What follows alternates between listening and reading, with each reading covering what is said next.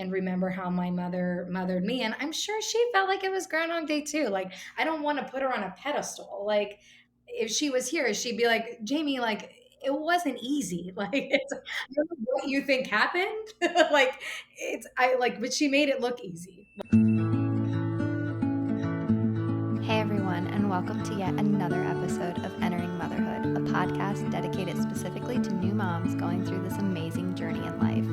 I'm your host, Sarah Bilger, a postpartum nutritional coach / mechanical engineer. And as always, I'm so excited to be here with you and share all of the information I've been lucky enough to obtain since becoming a mom. In this episode, we talk with Jamie Kolnick about the loss that she has faced in her life and how she feels it has altered her life as a mother.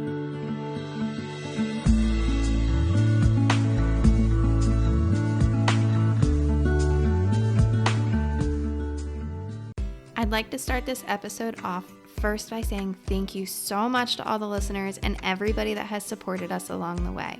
This has been an amazing journey so far, and it has been such a blast recording episodes and watching the podcast expand. We are currently going through our Heal Your Trauma Mama event, which is 30 days of mini episodes that you can follow along with. And we are also getting ready for our first ever spring festival event on May 15th. This event is going to be packed with guest speakers, activities, vendors, food trucks, giveaways, and it will be a space to truly embrace motherhood. This event is family friendly and kids 5 and under will be free, but keep in mind that this event is meant to celebrate mamas and bring us together so that we can hear each other's stories and bond as a community. I hope to see you there as past guests of the podcast and mamas from all over come together to make this event possible. Use the promo code Entering Motherhood 50 to get 50% off. To learn more about the event and who you can expect to see there, check out the show notes and head on over to the Entering Motherhood website, or feel free to reach out to me with any questions. And with that, let's get this episode started.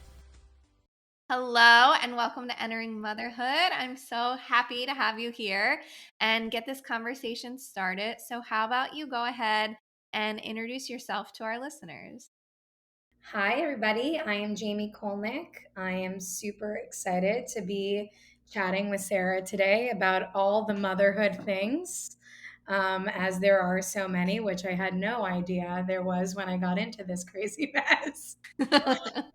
I am a mother of 3. I have a almost 6-year-old boy, Zach, almost 4-year-old boy, Evan, and baby girl, Zoe, who is about 4.5 months old.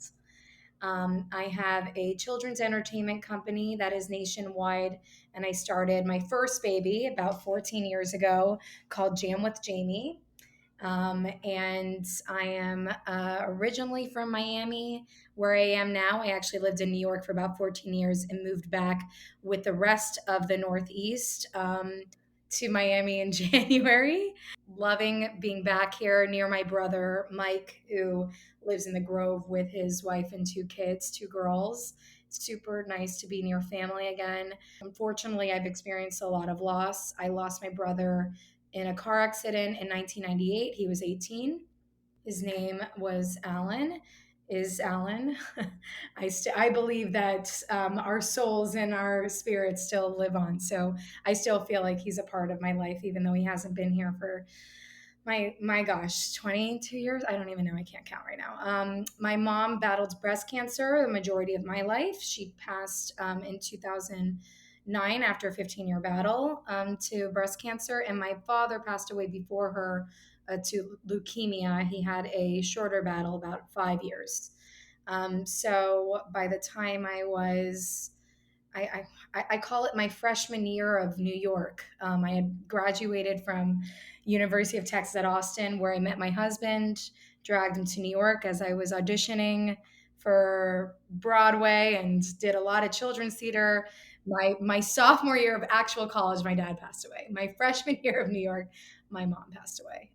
So pretty close together, and just finding myself in the city and then losing her was very challenging. Of course, any time to lose her would have been challenging, but navigating life, I was after that point was a journey, as everything in life is. So it was another challenge thrown my way, and she was hated to be called it, but she was an incredible inspiration for me because of the way that she led her own life and her own mothering.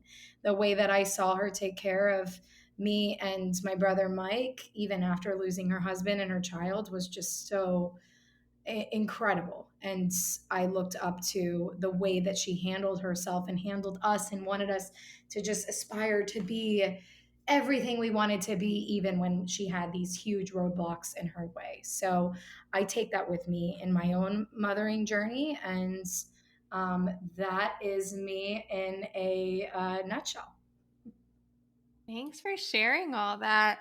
And yeah, I think, when they're able to really still have that hope for us and like those aspirations, like even after being through so much their own, like that really speaks to the kind of person that they are. And that is something that, like, I'm sure you really try to instill in your own motherhood journey.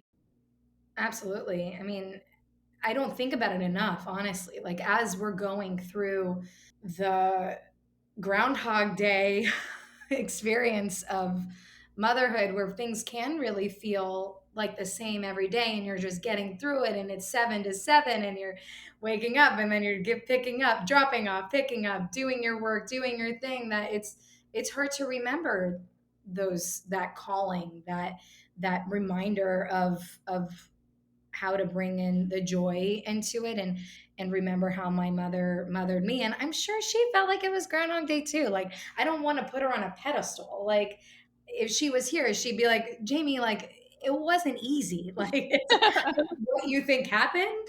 Like, but she made it look easy. Like, Yeah. I don't know. As a mother now, I'm like, oh my God, this is so hard. Like, this is so hard. And she always told me that if ever I had a question, I should just ask her. Like, as she was sick, or like she told me just to ask that question, and the answer would always be there. So I often will ask that question, whatever that question might be, and she'll be there to answer it, which helps me in the moments where I'm really missing her and wishing she was there to give me advice. She gave me a gift by saying that. It's just getting back to the point of like remembering to ask that question, remembering to stop and pause, and one, allow ourselves to agree that they're not there, but allow ourselves to like channel that incredible energy that we were gifted from them for so long, is important in this journey. Yeah. Yeah. And I think, like, for me, I was only 9 when my mom had passed. And it's hard to comprehend sometimes, like, the type of person that she was, because, like, it's more difficult to go back, especially now, like, in my 30s, like, to, like, try to remember, like, what it was like to be when you were 9 years old, and then to also remember what a person was like. And I hear stories and everything of people kind of saying like, oh, she was this, she was that, and blah blah blah blah. And like, it's like, of course they're gonna say like the best of the best of like what she was and who she was and everything. Like, you'd hope that, like, I guess, like, bring up bad situations and stuff, like when they're trying to like remember your mother. But I wish I could kind of like have deeper conversations with her about things. And like you said, though, like, we can ask those questions. And like, there's a little bit of, like you said, like channeling or like feeling that energy and like being able to connect with them still. And I think some of that really didn't even occur to me as much as it does now until I entered motherhood, until I was able to be like, wow, like this connection with my daughter is so strong. Like, how could that ever go away? And so, like, I really do feel like they're still present, they're still around. We're able to really tap into that when we take the time to really just kind of like rest and listen and feel them around us. That's so interesting. And also, both of us coming from two different ages of losing our mother, and the impact that's had on our lives and our motherhood is, I sure speak I'm sure speaks to a lot of people who listen. that are coming into this conversation with us at different points of losing that parent or a parenting figure, or haven't lost them and maybe can appreciate them more after listening, but also I want to like hit on the people sharing with you what she was like, and like being scared about like hearing bad things.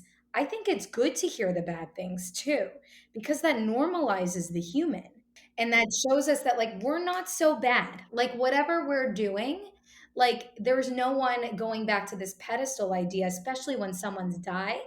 Like we often will put them on this pedestal as if they did everything perfectly, and it's really good to let in those moments where they were a real human too, because we need to normalize that for ourselves as well.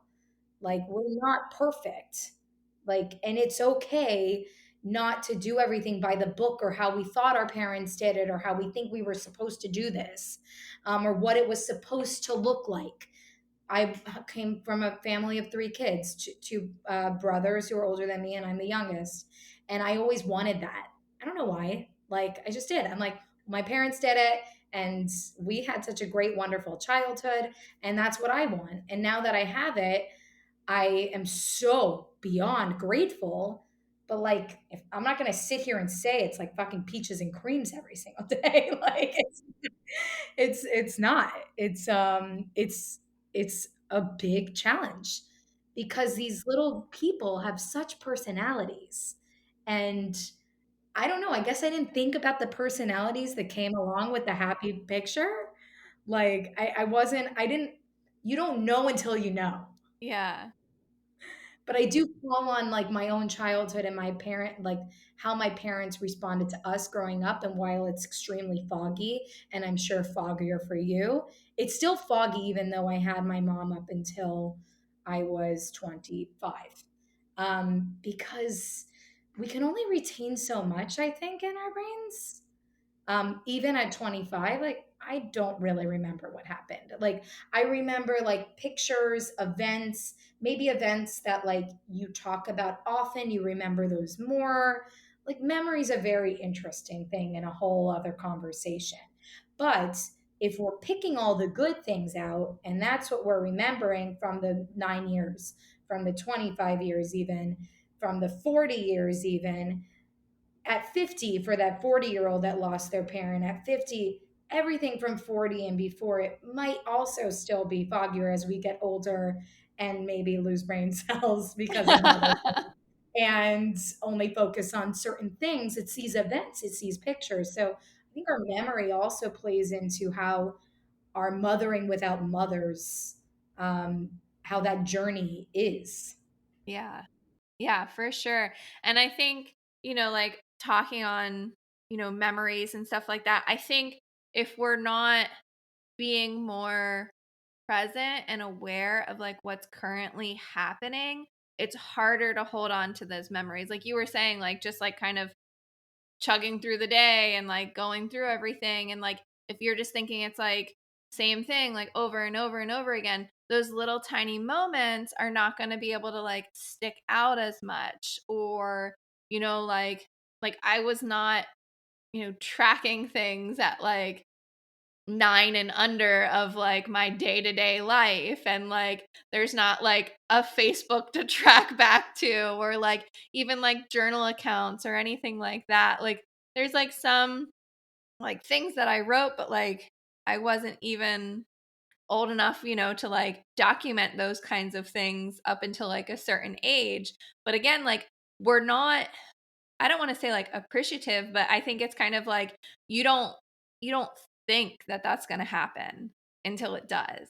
And like you don't have any way of knowing it's going to happen until it does. So I think it's like one of those things that it's really made me value my relationship with my children and like relationships in general a lot more, to kind of like tap in and connect to that present moment in a way. Because you hear like, oh, like you never know like when your last day might be, or like things like that.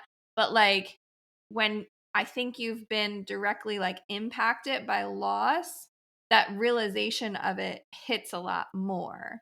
So I don't know if that's something that you've kind of like realized or like has like shifted something in your life like after the like loss even like of your brother and then like your parents, if that's kind of been something that like you recognize a lot easier in relationships with people.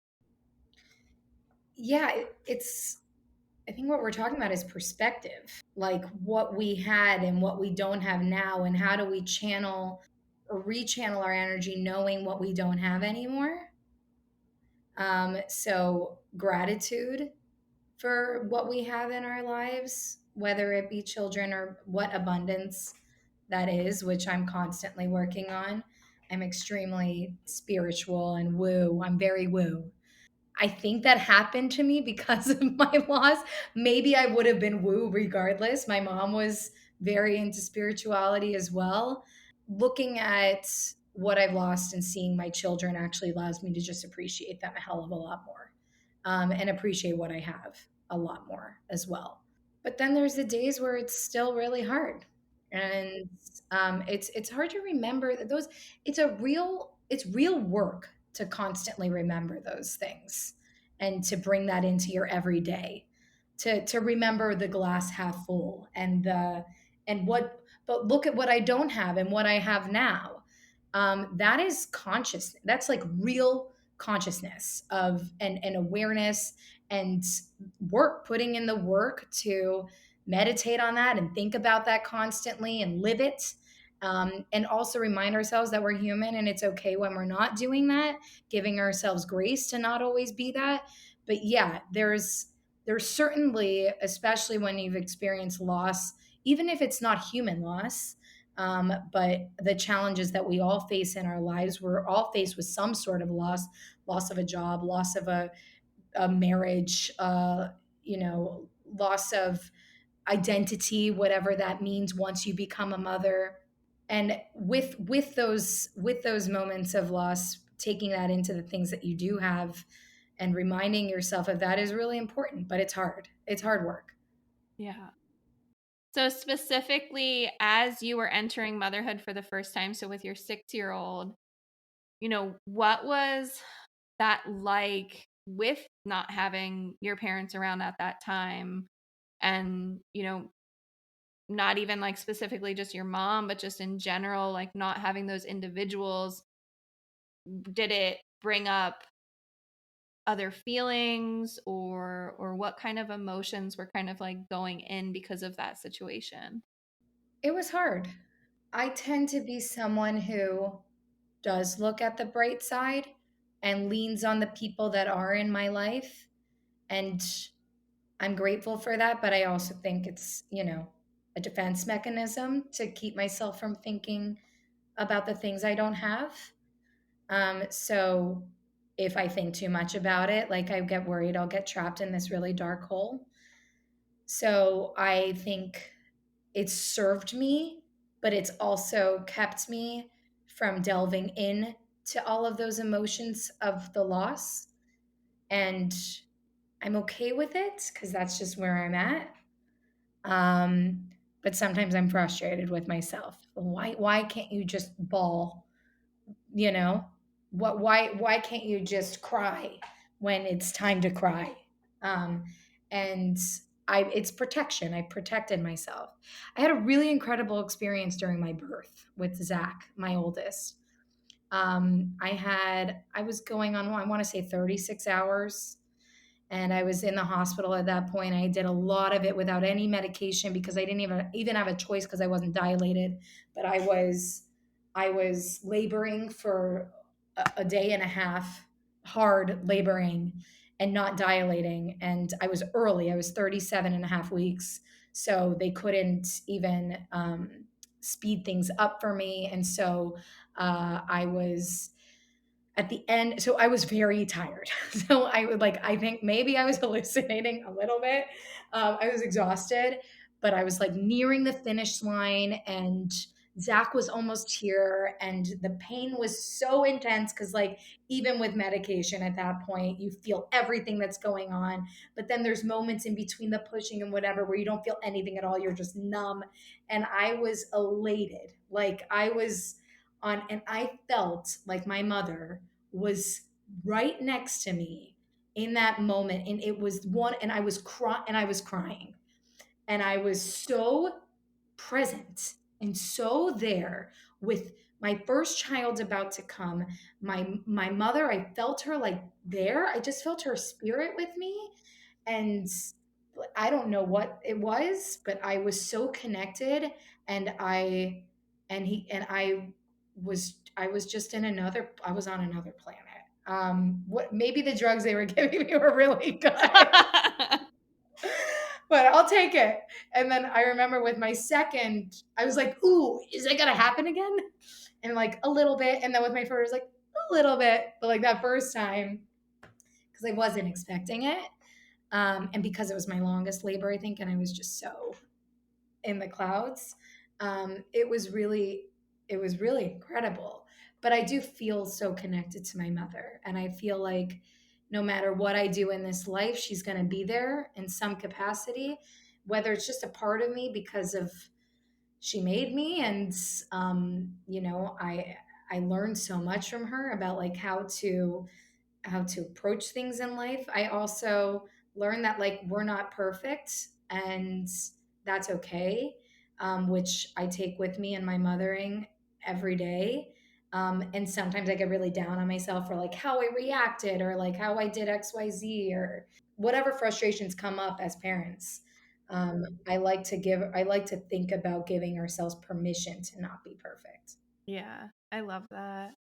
And then did you ever have, like I know that you were saying like you kind of envisioned like, oh, like this is the family that my parents had, like I wanted that too.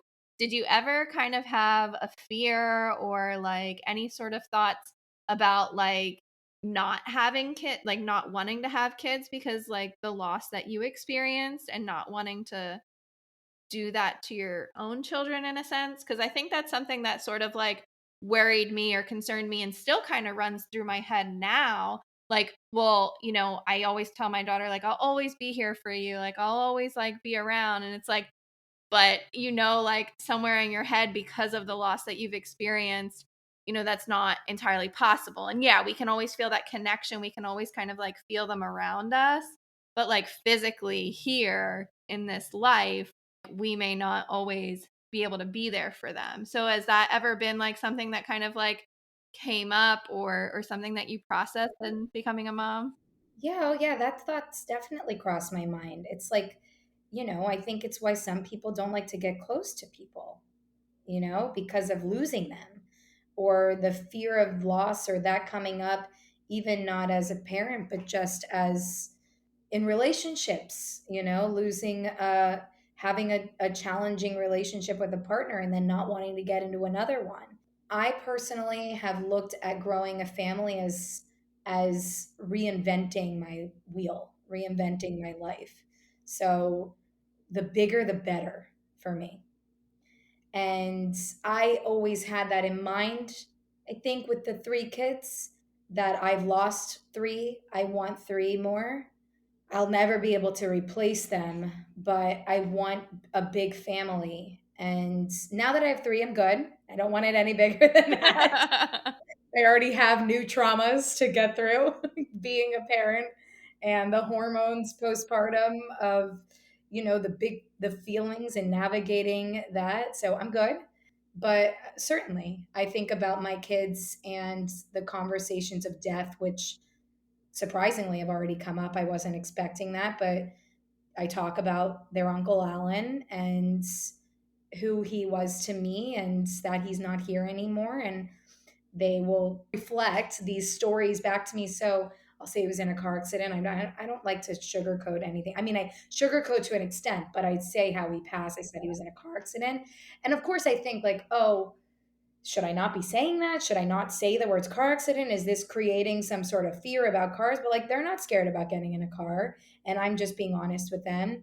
And then they're like, so did the car flip? And like, Like they get a little gory about it, and I'm like, well, like, and then I back up a little bit. I'm like, like he passed away, and he was in a it was it's don't worry, it's like, that's why we put on our seatbelts, and that's why we drive as safely as we possibly can. Like I sugarcoat things a little because they're 6 and 4, but like I don't want to scare them. But the thought of like me not being there for them is terrifying. Like I can't even go there. And I don't think my parents could even go there. Like my parents never thought they were going to die. Till the moment my parents died, they didn't think they were going to die. I mentally can't go there. I would like for us all to be evolved enough as a population that we can just handle people coming and going and living and dying, because that's the cycle. But that's like seriously evolved for us to just be chill with that concept. Even towards the end, I think there's some people who are like, I'm so good with going. Like, you guys will be fine. Like, I'm going to die now, and you guys are going to be here on Earth, and you'll be cool. And then, like, we'll see each other again. It's chill. Like, I'd love for us all to think that way, because sometimes I do think that way.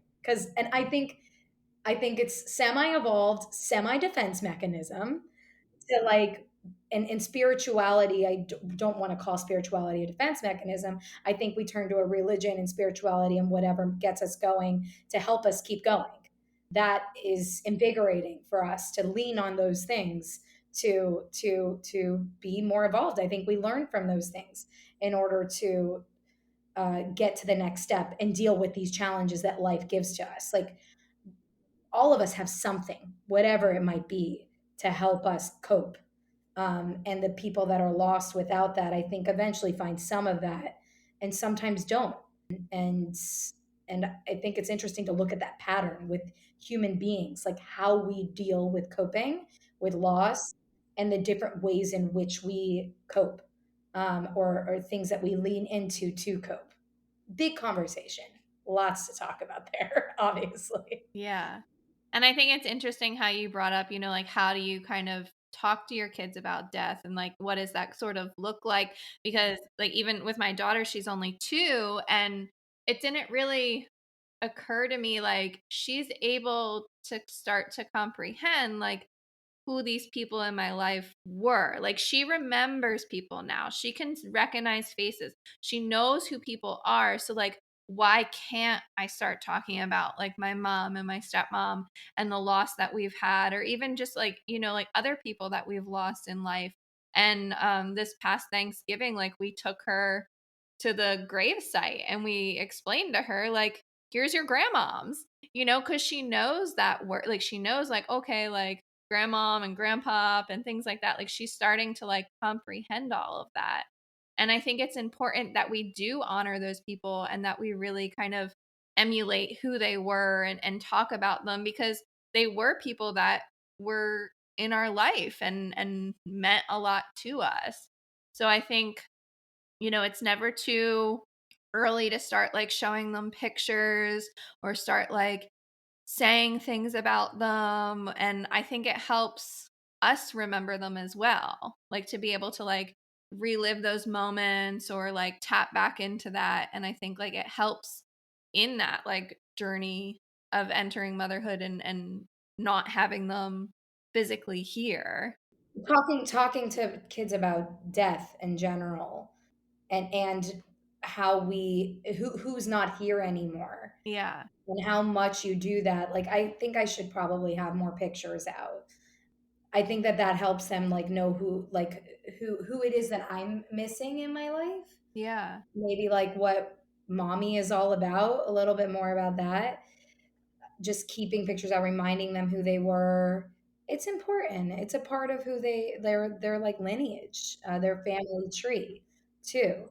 And I want my son to like talk about Uncle Alan as if, I mean, it makes him feel more alive for me, like, or my parents. It makes them feel more alive for me when my own kids know about them, because they're so sad that they're not here. I know they're so sad they're not here. So for their grandchildren to know who they were and to see pictures of them is important to them, and it's important to me. So that's why I personally want to talk about it. I don't want to like swipe them under a rug. I want them to know that they were here and they were very alive and they would have loved them so much. And they were super important to mommy. And because I think that helps them look at me as a real person eventually. Right now, they don't see me as a real person. This mommy who gets them baba and gives them food and makes them go to bed at a certain time. So, like, eventually, I think if we keep planting the seeds there of who's not here anymore that we want them to know of, it will get instilled in them. Yeah. Yeah. And I think they are able to, like, you said, like, sometimes it gets like a little bit gory or they ask like a lot of questions, but like, I really do feel like kids are able to comprehend and understand a lot more than sometimes we give them credit for. I think, they're able to really tap into the, like woo woo ness of things a lot more sometimes. And like, we can learn a lot from them. And like, even how you were saying, like you had that experience when you were giving birth to your first, like really just tapping into, what's happening in that life that you are creating in that moment. And I think, that's something that really kind of clicked for me too. Like I was able to kind of open up to so many things that maybe had been blocked out for so long. And like it was difficult, like kind of tapping into that trauma or like reliving like moments or rethinking about like things that I had pushed down so much. But I think it was like, you know, how you were saying, like a defense mechanism and just sort of like, oh, let me just block this out because like it will make it easier for the time being. And I think like in stepping into motherhood, it made me kind of like have to be exposed to those things almost all over again, or like it gave me the opportunity to really tap back into that and get a chance to heal from a lot of things that had been kind of in my subconscious for a while. Yeah, absolutely, which is so hard to do. I mean, those things are ingrained in us, the loss, especially at such a young age. It's You protected yourself for a long time too from like can't always be in those feelings, and they're going to be there and they're going to come up. I always say grief is a journey. Like this is not, and I think for a very long time, I always say recently, like in the past 5 years, I've started to say that. I didn't used to talk to myself this way. I only recently started going on this journey of understanding my grief and embracing it in a way that I didn't before. Previously, like I was like, this happened to me and I'm just not going to think about it, because if I don't think about it, then it's like I'm fine and I can just take in all the million things that I'm doing every single day. But like that shit catches up to you pretty quickly.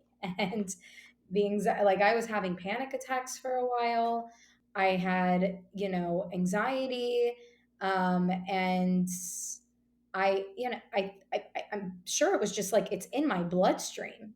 These losses are there, and the less I look at them and just go through my daily life, the more it's going to keep creeping up on me. So I'm still struggling with that. Like that's a I mean, every day I'm not waking up and thinking like, what can I work on today with my grief? Like I'm like how do I get my kids ready for school in time so that they're not tardy again? Like that's what I'm thinking about. How do I get my meditations in and then do my work and like take this call and that call and go get them, network and this and that and all the things that I want to be as a human. And then, of course, at the end of the day, I'm left with like this underlying thing that I'm just always going to need to work on. And it's always going to be there. And especially being back in Miami, where the loss is pretty strong. Being in New York, I didn't have to think about it as much. This is new. I just moved back to Miami in January.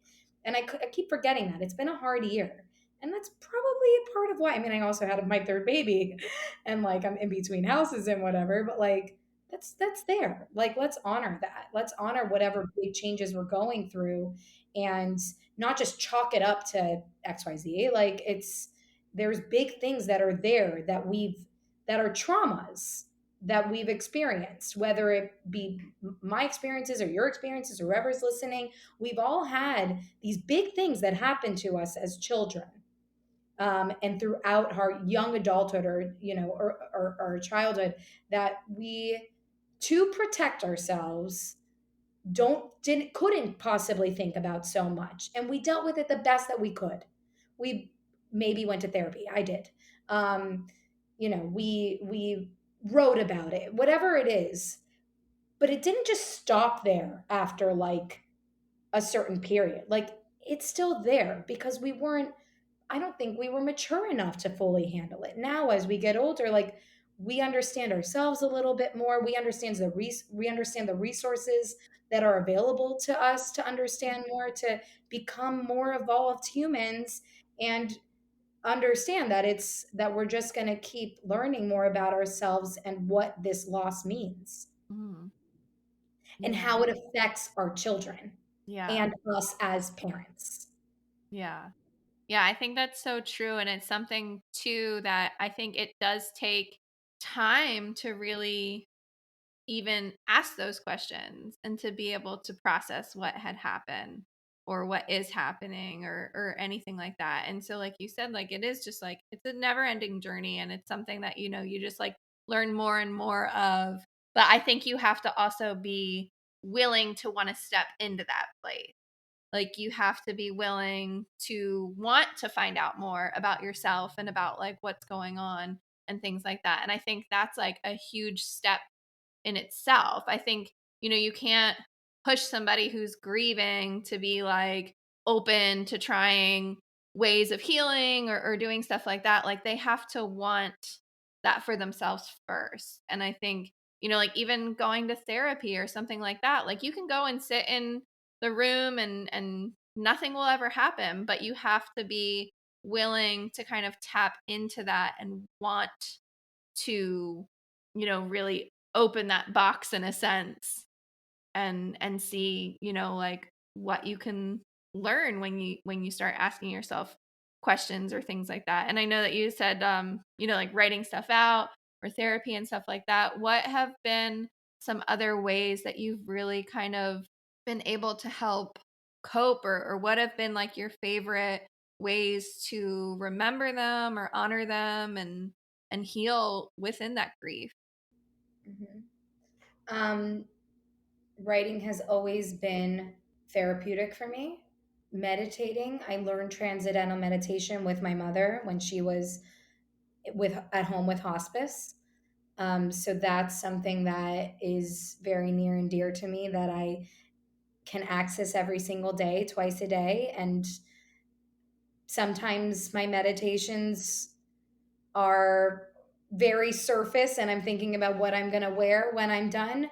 Or like counting the minutes in my head. Like I'm like too, whelmed up. Like I had this whole, me and my mom both were like, we can't meditate. We don't know how to sit still. And now, and one of like the biggest gifts to me was meditation and understanding not to judge my meditations or judge myself, period, which is harder, but not judging my meditations was really enlightening, because I always thought like you had to do it a certain way. So that helps me connect to her. That helps me connect to myself. Exercising when I do it is really helpful. Nutrition and giving myself the right foods, talking to myself the right way, not being mean to myself or saying mean things about how I did this or how I did that or how this person might be better than me, or all the shit we tell ourselves. That is helpful for me in my journey and accessing my abilities and being the best person I can be, and to letting that grief in happens with all of those things. When I'm taking care of myself, and especially postpartum, 4.5 months out of just having gone through a big physical and life change, I need to take care of myself right now. And then all those other things will like kind of fall into place, but I need to take care of myself first. I need to focus on what my intention is each day, with how I want to step into each day, how I want to feed myself, how I want to get my energy, how to take care of myself, so that I can then think about what's underlying. Because it isn't really, I mean, like, of course, my losses are in it right now, but it's very muddled at the moment because I just had my third child and it's been hard. So um, I noticed that, and I feel like that's a step in the right direction. But like, I don't have like the answers just yet. Like, I'm still figuring it out, and I think all of us in some capacity are figuring it out. I don't think I'm ever going to have the answer.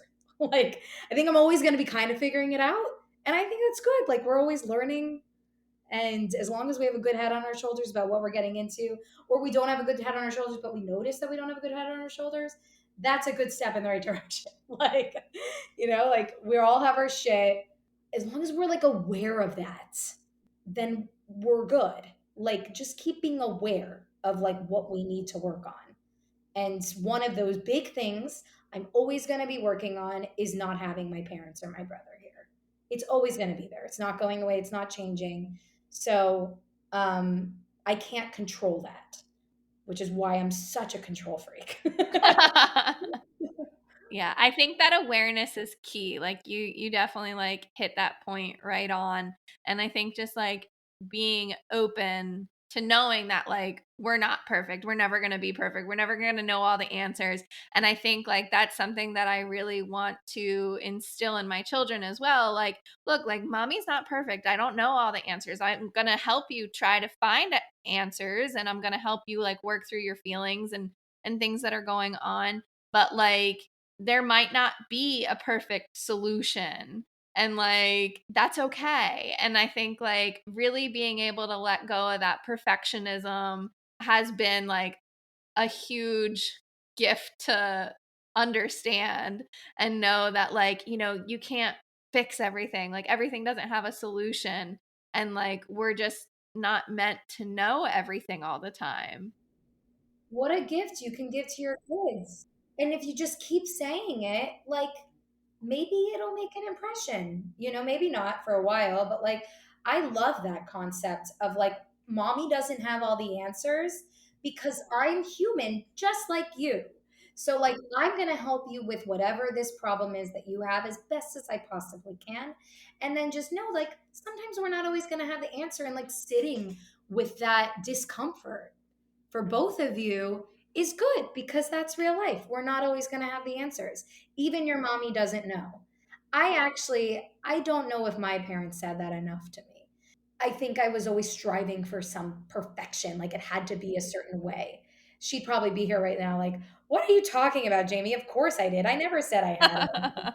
But like, Yeah. I don't know. Like, I I think think it is something that we kind of like you were saying, like we put our parents in like such like high regards. And I think like, like we look for their not like acceptance, but like their approval and such. And like we kind of like weigh their opinion like very heavily. And I think like that's something that I want to instill in my children of like, well, how do you feel? Like, what do you think about it? Because your opinion is just as valid and just as important. And we can like talk through it together. Like, my opinion isn't like so superior that like what they want to do isn't important as well. absolutely. I think those are all really important things to bring into your everyday, and to remember that, to remember that we don't have to have all the answers, and that we can let our children lead when something is happening. Like, what do you think? How do you feel? And sometimes, or most of the time at least, my children, they don't really know what to say in those moments. Sometimes they have a little bit of an answer, but even just like starting that conversation, even if it doesn't seem possible for them to come up with the answers, they feel so valued that you're asking them how they feel and what they think. And also, it's okay to admit that you might not have the answer to something, and that we're just going to figure this out. Right now, I'm in therapy with my older son, and um, constantly like just going through the motions of learning about each other and why we're there. And what I told him was like, we go with him. It's called PCIT, which is so interesting. And I have not shared with anybody. So I don't even know why I'm talking about this, but what do I have to hide? We all go through our things. And as a family unit, we wanted to figure out how to help him with tantrums. So we're doing this wonderful program at FIU called PCIT. and I'm forgetting what it stands for, but it's like parent child. I think I got two of them right. Parent child training or something. Like, so they watch us playing with him through like a mirror, and they're feeding us, or they're like talking to us through an earpiece. And it's fascinating because it's teaching us the skills in how to communicate with him, and in telling him what we're doing there. I was very honest, and I said, we're learning how to talk to each other better. Like, this isn't just a him thing, it's an us thing. We're learning how to communicate with you, and you're learning how to communicate with us. And the reason why I got into this is because I don't know how much he understands that just yet. And he's probably like, why are we here? Or like, what are we doing? But I've seen an impact in our family unit and how we talk to him and how he talks to us. So it's definitely making an impact. Therapy, I think, with kids specifically, it's really hard to know what shifts are happening because they're very small, but messages are getting across. And that's been a really wonderful experience for us so far. Hard, but great. So, what would you being 4 months postpartum right now, like still pretty fresh in all of it? What would be kind of like maybe something that you heard with your first, or like something that you really have noticed now that you've done differently with your third, that you feel like new moms really need to be like open to and aware of? You can't be everything for everyone. You need to take care of yourself first. And then you can do as much as you can for everybody else. But like first and frickin' foremost, take care of yourself. Do the things that you love for yourself. I got advice, which is really great, from a dear friend of mine, to for you and your partner to take care of each other before the kids, which I also think is important too, to like really coddle your relationship, because as a team and as a unit, you're gonna butt heads. It's gonna happen. And when that's happening, you really can't take care of the kids because you're coming up with different ideas and you're not with each other. But first it's you, then it's you and your partner, if you have one, and it's it's what can I give to my children, because they're taking all from us all day.